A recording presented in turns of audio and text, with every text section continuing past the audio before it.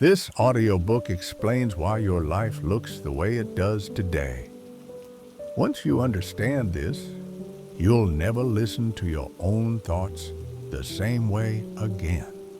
Chapter 17: How to Use Your Subconscious Mind for Forgiveness. The Power of Your Subconscious Mind. Dr. Joseph Murphy.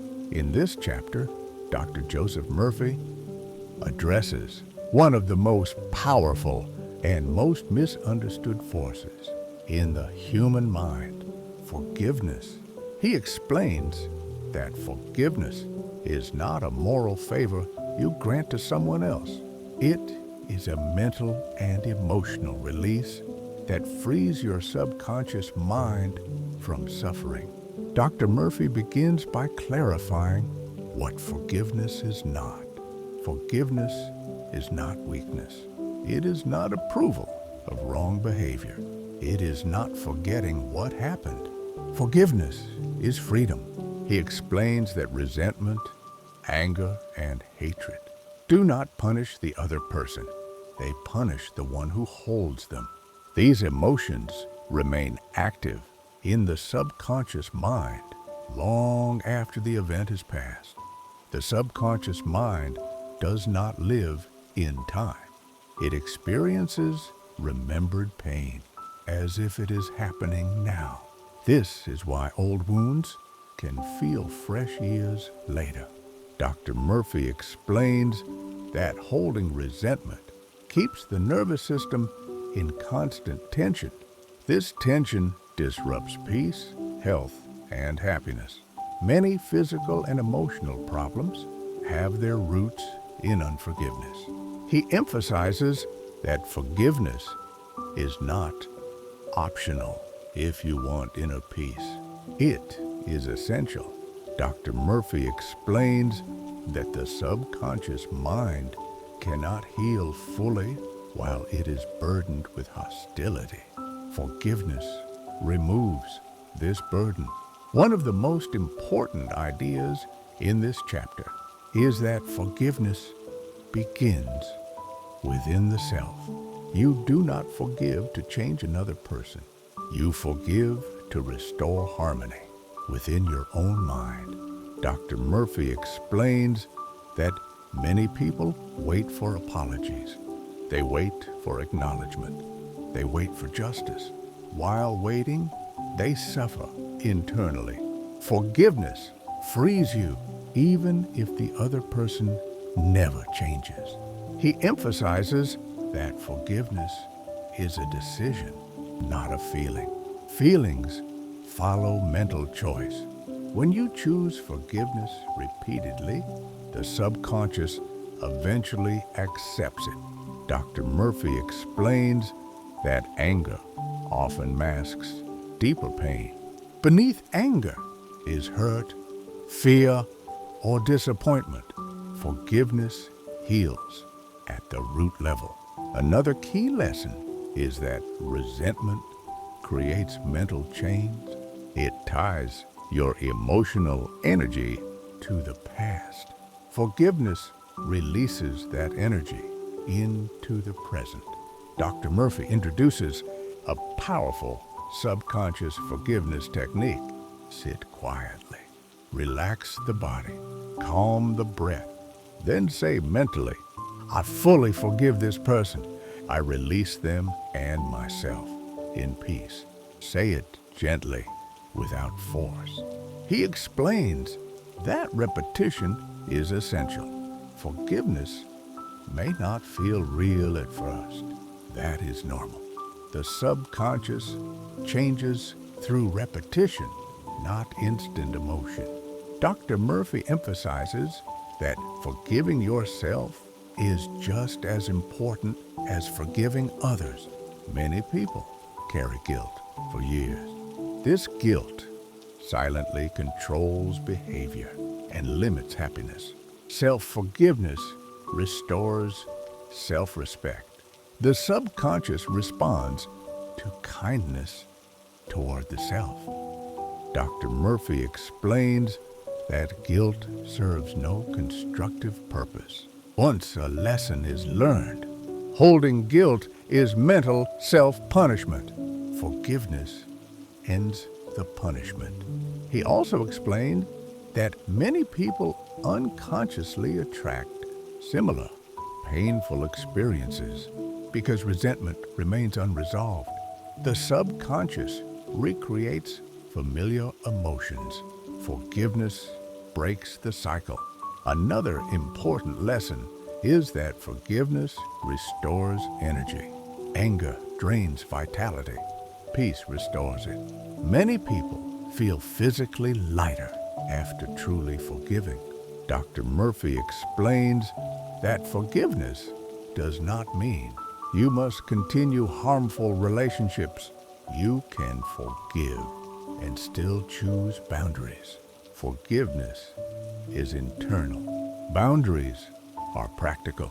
He emphasizes that forgiveness is a process, not a single moment. Each time resentment appears, you release it again. This is not failure. This is practice. Dr. Murphy explains that prayer is a powerful tool for forgiveness. Not prayer of complaint, but prayer of release, a firm peace, a firm understanding, a firm freedom. He explains that when forgiveness is impressed upon the subconscious mind, behavior changes naturally. Bitterness dissolves, calm returns. Clarity increases. Another key insight is that forgiveness restores trust in life. When resentment fades, you become open again. Openness allows joy. Dr. Murphy explains that many people fear forgiveness because they believe it removes protection. In reality, forgiveness strengthens emotional immunity. A peaceful mind is not easily wounded. He also explained that compassion often arises naturally. After forgiveness, understanding replaces judgment. This does not excuse harm. It dissolves hatred. Dr. Murphy emphasizes that forgiveness aligns you with the life force. Life moves forward. Resentment looks backward. Forgiveness restores flow. He explains that true forgiveness often brings unexpected benefits, improved health, better relationships, clearer thinking, renewed optimism. Dr. Murphy reminds listeners that forgiveness is a gift. You give yourself first. Others may benefit, but you are the first to be freed. The chapter concludes with a powerful truth. No one deserves permanent control over your inner peace. Forgiveness takes that power back. When you forgive, you reclaim your mind. You reclaim your energy. You reclaim your future. Forgiveness is not forgetting. It is remembering without pain. Chapter 18. How your subconscious removes mental blocks. The power of your subconscious mind. Dr. Joseph Murphy. In this chapter, Dr. Joseph Murphy explains why so many people feel stuck in life, even when they work hard and sincerely want change. He explains that the problem is rarely lack of effort. The real problem is mental blocks stored in the subconscious mind. Mental blocks are invisible. They are not always conscious thoughts. They are beliefs, fears, and conclusions formed through past experiences, repeated emotions, and learned ideas.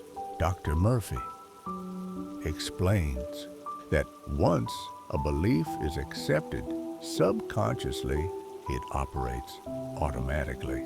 The person may consciously desire success, health, or happiness, but the subconscious may still be running an old negative program. The subconscious mind never argues. It never reasons.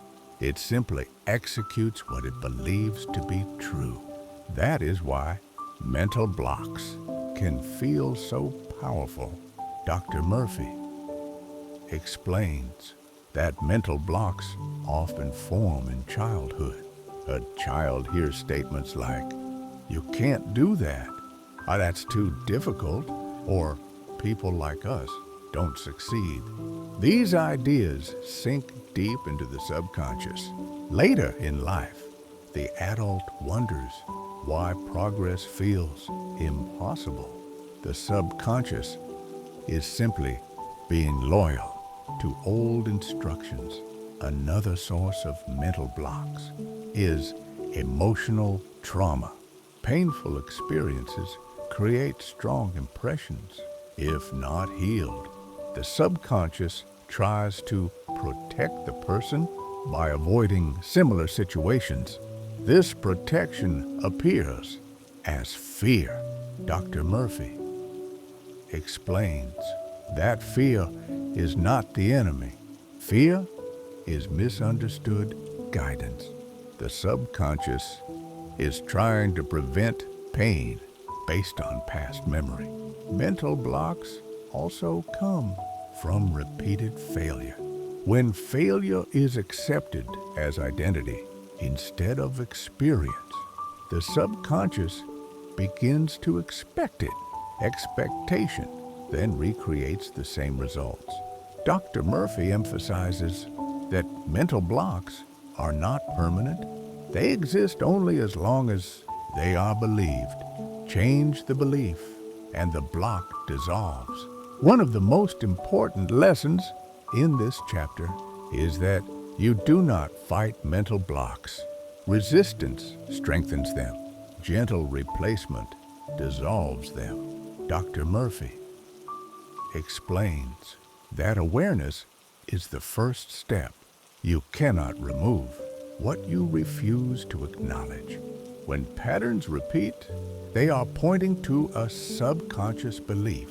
He encourages observing results, not blaming circumstances. Repeated outcomes reveal subconscious instructions. Dr. Murphy introduces a powerful technique called affirmative replacement. Instead of fighting a negative belief, you calmly introduce a new one. For example, instead of saying, "I must stop fearing failure," you say calmly, "I am confident and capable. Success feels natural to me." The subconscious responds to what is stated, not to what is denied. Dr. Murphy emphasizes that emotional tone matters. Affirmations spoken with anxiety carry doubt. Affirmations spoken calmly carry authority. Another key lesson is the importance of repetition. Mental blocks were formed through repetition. They are removed the same way. Gentle, consistent repetition reprograms the subconscious. Dr. Murphy explains that impatience is itself a mental block. Wanting instant results creates pressure. Pressure activates doubt. Doubt delays change. He emphasizes trust in process. The subconscious works gradually, but thoroughly. Dr. Murphy explains that many people block themselves by identifying with their problems. They say, "I am anxious, I am unlucky, I am broken." These statements become commands. He explains that you are not your condition. You are the awareness that can change the condition. Another powerful insight is that imagination removes blocks faster than logic. The subconscious responds to images and feeling. Dr. Murphy recommends imagining yourself acting freely and confidently in situations that once caused fear, not forcing it, simply observing it mentally. This mental rehearsal signals safety to the subconscious. Fear loosens its grip. Dr. Murphy explains that many mental blocks dissolve during sleep. The subconscious is more receptive when the conscious mind rests. Before sleep, affirm freedom, peace, and confidence. Let the subconscious work overnight. He explains that gratitude is a powerful block remover. Gratitude shifts focus from limitation to possibility. The subconscious interprets gratitude as success already present. Another important lesson is that criticism reinforces blocks. Self-criticism strengthens inner resistance. Self-compassion dissolves it. Dr. Murphy emphasizes that kindness toward yourself is not indulgence, it is intelligence. He explains that mental blocks often dissolve suddenly after long, gradual change. This feels like a breakthrough, but it is actually accumulated belief reaching certainty. Dr. Murphy reminds listeners that no block is stronger than the subconscious mind itself. The same power that created the block can remove it.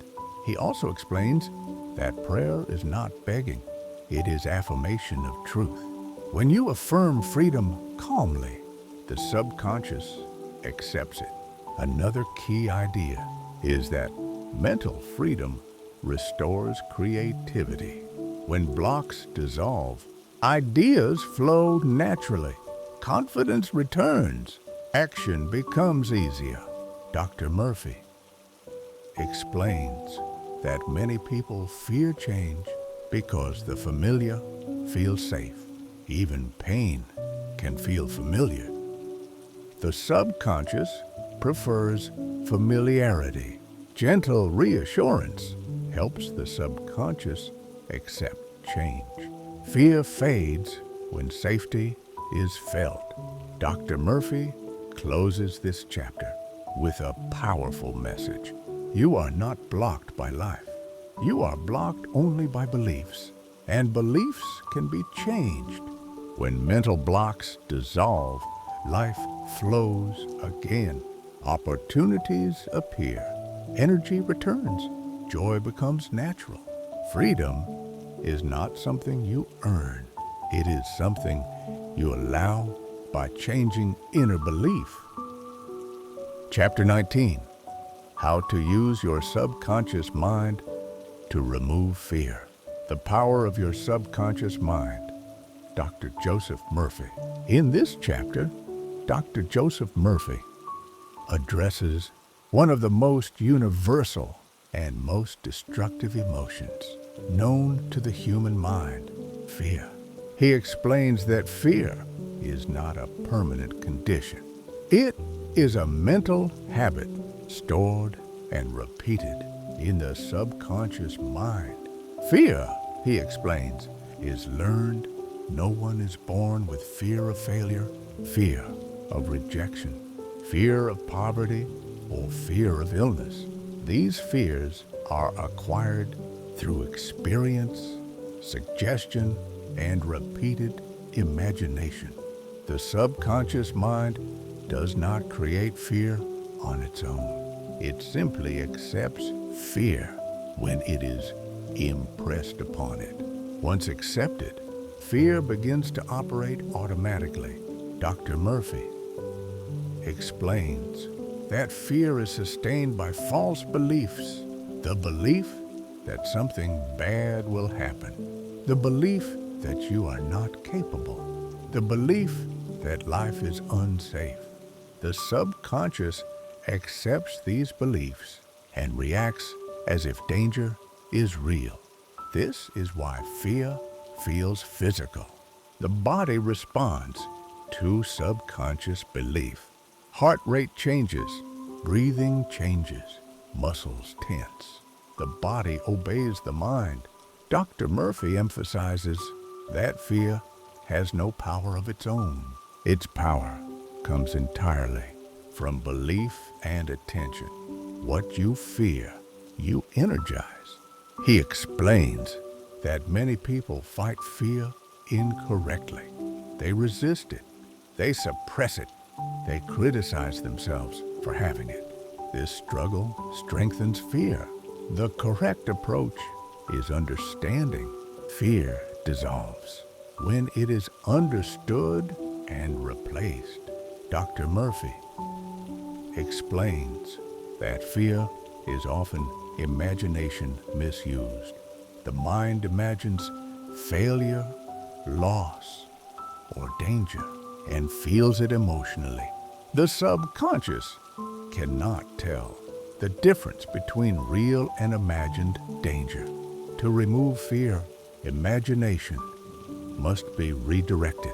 Instead of imagining disaster, you imagine safety, success, and peace. One of the most powerful techniques in this chapter is mental substitution. You do not remove fear directly. You replace it with faith. Faith, Dr. Murphy explains, is confidence in law. It is not blind belief. It is calm trust that the subconscious mind works correctly.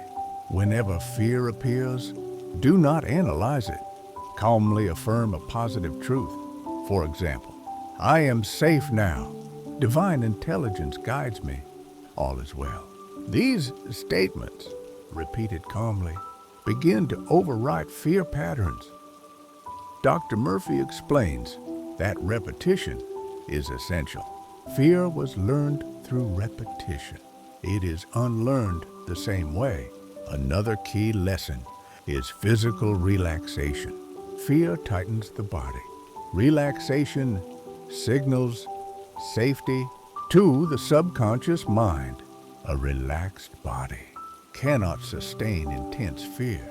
Dr. Murphy encourages slow breathing, gentle posture, and relaxed awareness. When fear arises, he explains that fear often hides behind excuses, procrastination, avoidance, and perfectionism are often fear in disguise.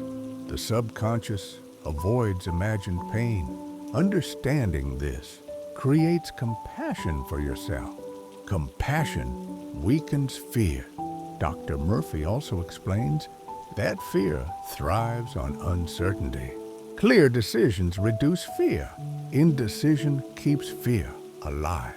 When you choose calmly, the subconscious moves forward. Another powerful principle is exposure through imagination.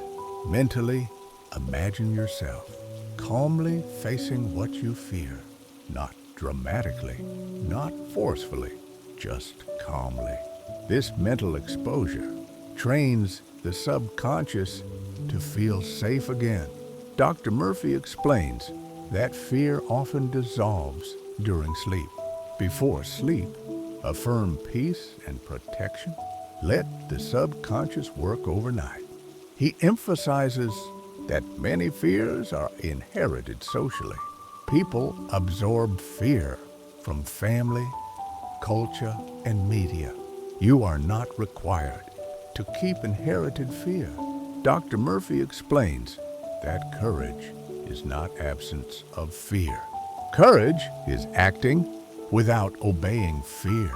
When action replaces avoidance, fear weakens naturally. Another important lesson is that fear and faith cannot occupy the mind at the same time. Whichever is nourished grows. Dr. Murphy emphasizes that self-trust is essential. When you trust yourself, fear loses authority. He explains that the subconscious mind responds to authority. Speak to it calmly, as someone who knows, not as someone begging. Dr. Murphy closes this chapter with a powerful reminder. You were not created to live in fear. Fear is a learned response, and what is learned can be unlearned. When fear dissolves, confidence returns, energy flows, life opens again. Freedom from fear is not a miracle. It is mental law applied correctly.